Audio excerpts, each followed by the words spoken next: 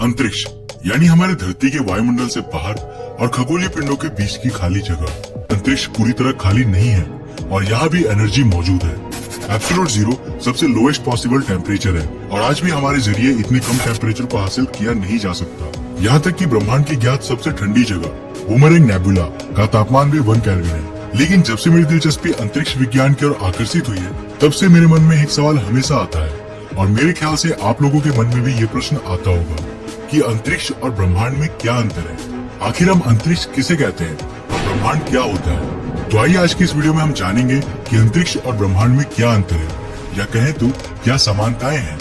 एक वक्त था जब धरती ब्रह्मांड का केंद्र मानी जाती थी और सभी का अनुमान था कि सूर्य और बाकी ग्रह धरती के चारों ओर चक्कर लगाते हैं।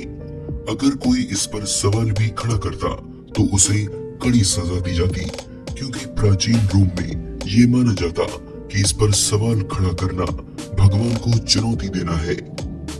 लेकिन वक्त के साथ सब सामने आ गया। धीरे धीरे इंसान की तरक्की के साथ हमें मालूम हुआ कि हमारी इस ब्रह्मांड में जगह आखिर कहां पर है। आइए चलते हैं एक छोटे से सफर पर, जहां हम हमारे घर यानी धरती से लेकर ब्रह्मांड के आखिरी छोर तक का सफर तय करेंगे। इस सफर को तय करने के लिए हम समय सीमा से नहीं बंधे।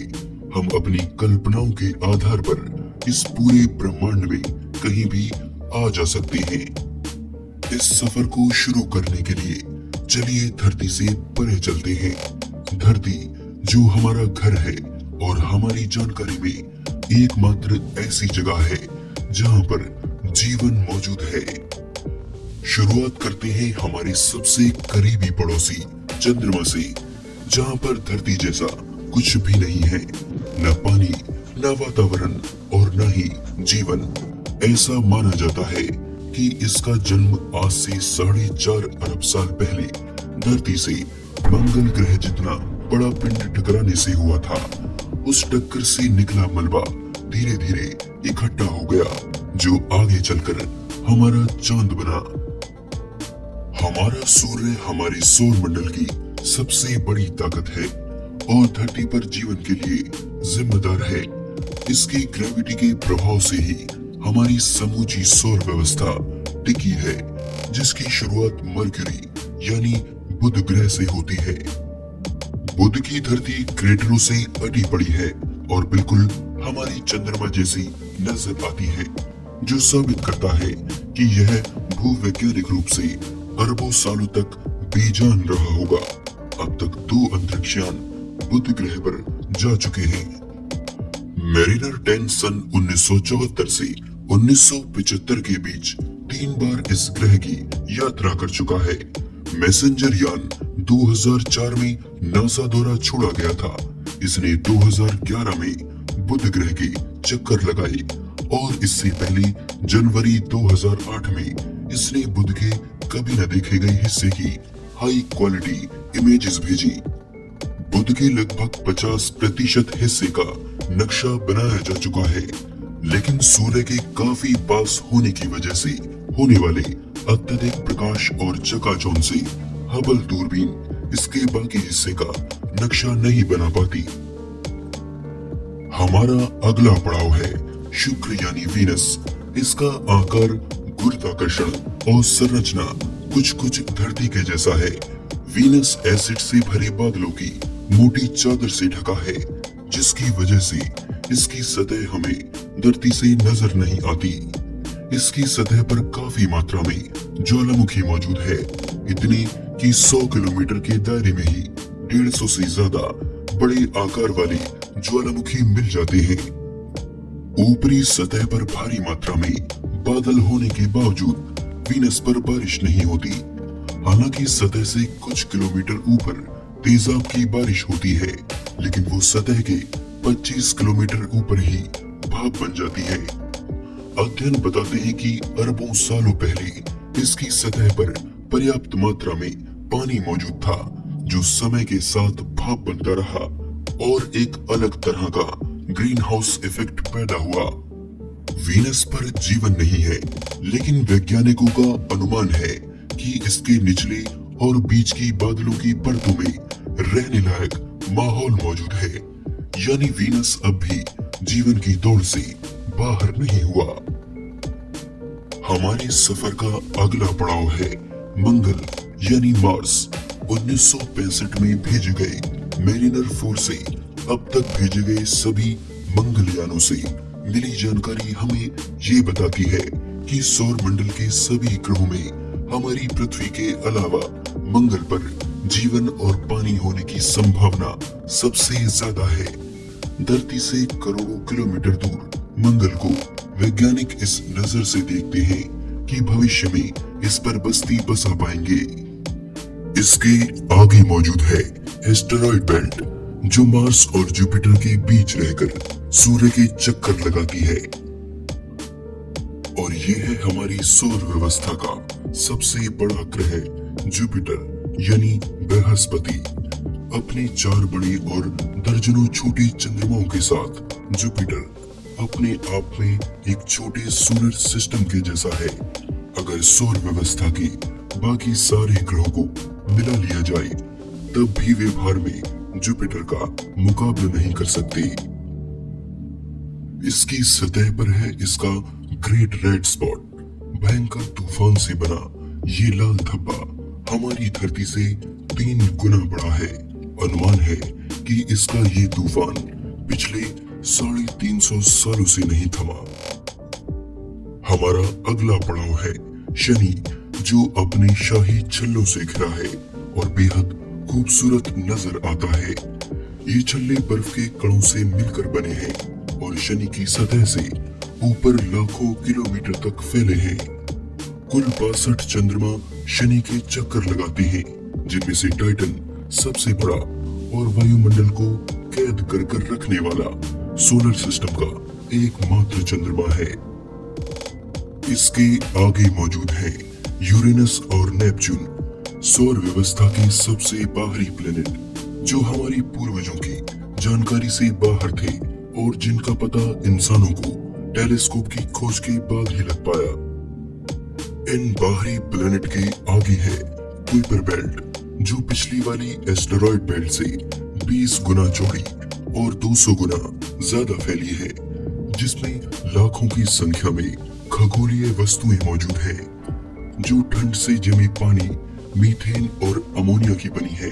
मानो लाखों छोटी छोटी बर्फ से बनी दुनिया यहाँ तैर रही हो, और हमारा प्लूटो इन्हीं में से एक है।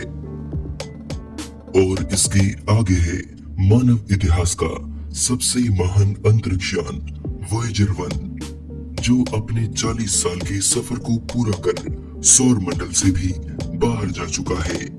ये हमसे लगभग 19 अरब किलोमीटर दूर है। ये मानवों द्वारा भेजा गया ऐसा यान है जिसने इंसानों को सबसे ज्यादा सौर मंडल के छिपे रहस्यों के बारे में बताया।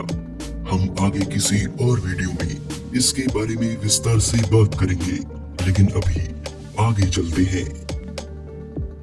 इससे आगे आकर हमारा सौर मंडल लगभग खत्म हो जाता है और यहाँ से हमारा सूर्य एक आम तारे की तरह दिखाई पड़ता है। हम अपने सूर्य से इतनी दूर आ चुके हैं कि उसके प्रकाश को भी यहाँ आने में 1 साल लग जाता है। लेकिन यहाँ भी सूर्य की ग्रेविटी का असर खत्म नहीं हुआ है। अरबों की संख्या में छोटे छोटे कॉमेट्स अब भी सूरज के खिंचाव की वजह से यहाँ बने हुए हैं।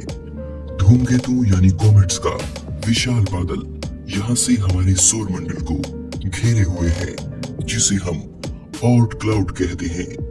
ये एक ऐसा विशाल बादल है जहाँ एक कॉमेट से दूसरे कॉमेट की दूरी करोड़ों किलोमीटर में है। इसलिए ऑर्ट क्लाउड वाकई में है या नहीं, इसका कोई सबूत हमें अभी तक नहीं मिला है। इसके अनुमान सिर्फ वैज्ञानिक आधार पर लगाए जाते हैं।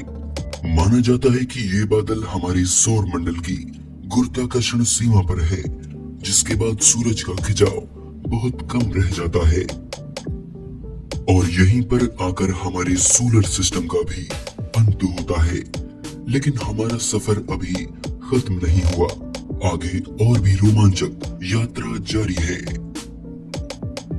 अब हम ऐसी जगह से गुजर रहे हैं जो गुप्त अंधेरे से भरी है। हम यहाँ इंसानी आंखों से कुछ नहीं देख सकते, इसलिए हमें यहाँ इंफ्रारेड विजन की जरूरत है। इंफ्रारेड से देखने पर हमें इस अंधेरे में और भी कुछ अद्भुत दिखाई देने वाला है। ये है रोग प्लेनेट, ऐसा ग्रह जिसका कोई तारा नहीं है और जो इस अंधेरे में अकेला भटक रहा है। हमारी गैलेक्सी में ऐसे प्लैनेट्स की संख्या करोड़ों में हो सकती है। ये प्लैनेट परिवार के उन सदस्यों की तरह है जो अपने बनने के समय अपने साथियों से बिछड़ गए थे। ये रोग प्लैनेट्स ऊपर से भले ही बर्फ की मोटी चादर से ढके हों, लेकिन इनके केंद्र में पानी का विशाल समुद्र भी हो सकता है और क्या पता वहां जीवन किसी और रूप में सांसें ले रहा हो। अब हम अपने सफर का अगला पड़ाव खत्म करने के करीब हैं। हम अपनी मिल्की वे गैलेक्सी को गौर से देखते हैं। यहाँ चमकता हर बिंदु अपने आप में एक तारा है और हम हमारी गैलेक्सी में इस बिंदु पर मौजूद हैं। गैलेक्सी के केंद्र से 30,000 प्रकाश वर्ष दूर। यहाँ पर हमारे सफर का एक और पड़ाव खत्म होता है। अब हम अपने घर से इतनी दूर आ चुके हैं कि प्रकाश को भी यहाँ आने में हजारों साल लग जाएंगे, लेकिन हम यहाँ से अपनी पड़ोसी गैलेक्सी एंड्रोमेडा को देख सकते हैं। वैज्ञानिकों का अनुमान है कि हमारी मिल्की वे और एंड्रोमेडा गैलेक्सी बहुत तेजी से एक दूसरे की तरफ आगे बढ़ रही हैं और करीब 4 अरब साल बाद ये आपस में टकरा जाएंगी। ऐसी ही ढेरों छोटी बड़ी गैलेक्सी मिलकर एक लोकल ग्रुप बनाती हैं। इनकी तादाद इतनी ज्यादा है कि हम यहाँ से अपनी गैलेक्सी को ढूंढ भी नहीं सकते। लेकिन अगर आप इसे देखकर हैरान हैं, तो ये जानकर आप दंग रह जाएंगे कि ऐसे हजारों लोकल ग्रुप मिलकर एक सुपर क्लस्टर बनाते हैं। यानी एक सुपर क्लस्टर में ऐसी हजारों लोकल ग्रुप हो सकते हैं और यहाँ पर आकर हमें जो प्रकाश का छोटे से छोटा बिंदु दिखाई पड़ता है, वो अपने आप में एक पूरी गैलेक्सी है, जिनमें हर गैलेक्सी में अरबों तारे जमा है।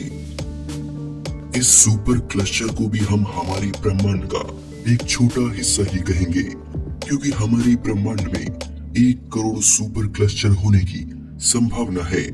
1 करोड़ सुपर क्लस्टर मिलकर हमारे ब्रह्मांड को बनाते हैं, यानी इसे हम हमारा यूनिवर्स कह सकते हैं।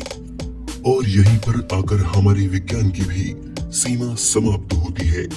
इससे आगे ना तो हम देख सकते हैं और ना ही अंदाजा लगा सकते हैं। इसलिए इसे हम ऑब्जर्वेबल यूनिवर्स या ज्ञात ब्रह्मांड कहते हैं। इसी ब्रह्मांड में खरबों की संख्या में गैलेक्सियां समाई हैं और इसका व्यास यानी डायमीटर लगभग 91 अरब प्रकाश वर्ष है।